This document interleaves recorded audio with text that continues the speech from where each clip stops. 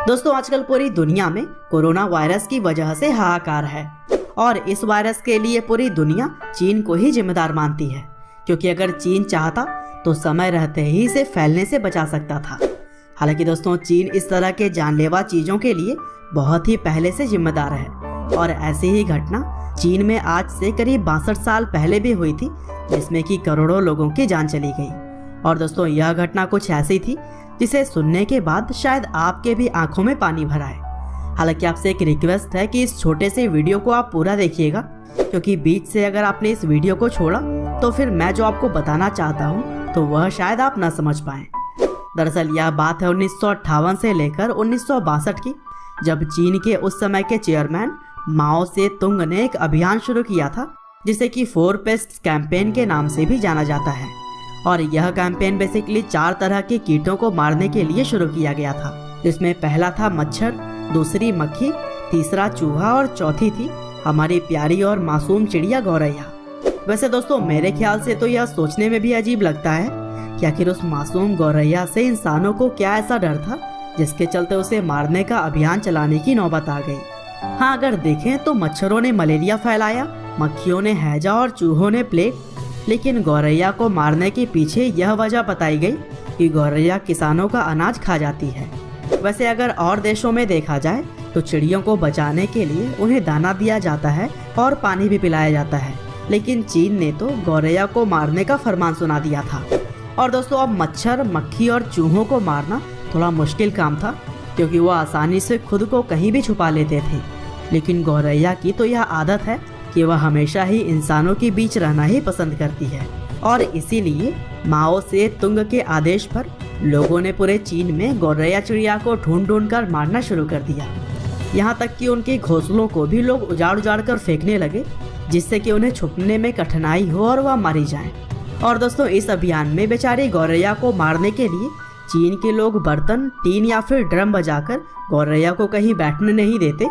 और फिर उड़ते उड़ते जब वह थक जाती थी तब नीचे गिर जाती, जिससे कि कुछ तो खुद ही मर जाती थी और जो नहीं मरती उन्हें लोग मार देते थे। और दोस्तों यह लोग ऐसे ही थोड़ी गौरैया को मारते थे, जो लोग जितनी गौरैया को मार कर लाते उसी के हिसाब से उन्हें इनाम मिलते थे। और फिर इसी के लालच में ही चीन के लोगों ने कुछ ऐसा कर दिया जिसकी उम्मीद किसी को भी नहीं थी। और दोस्तों उसी समय की एक घटना है जब गौरैया का एक झुंड बीजिंग में स्थित पोलैंड के एम्बेसी में जाकर छुप गई थी, लेकिन एम्बेसी के कुछ अधिकारियों ने लोगों को गेट पर ही रोक दिया और कहा कि यहाँ से आगे आप नहीं जा सकते हैं। हालांकि चीनी लोगों ने बहुत ही कोशिश की कि उन्हें अंदर जाने दिया जाए, लेकिन अधिकारियों ने ऐसा नहीं होने दिया। और फिर तभी सब लोगों ने गौरैया को मारने के लिए एक बेहद ही घटिया प्लान बनाया।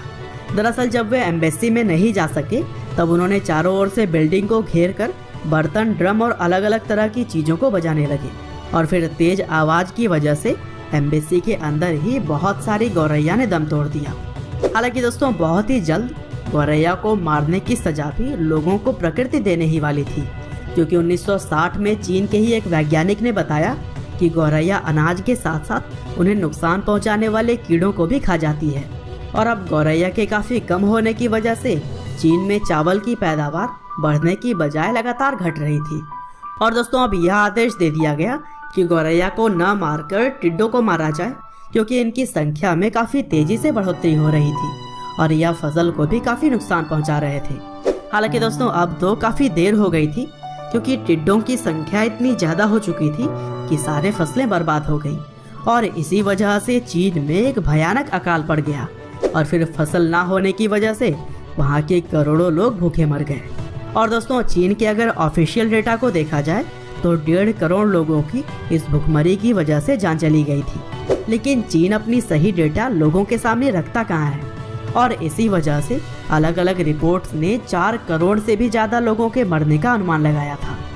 तो दोस्तों सब मिला जुला कर हमें यह समझने की जरूरत है कि प्रकृति को हमें कभी भी नुकसान नहीं पहुँचाना चाहिए, क्योंकि प्रकृति अगर हमसे बदला लेने की सोच लेना तो बहुत ही बुरा हो जाएगा।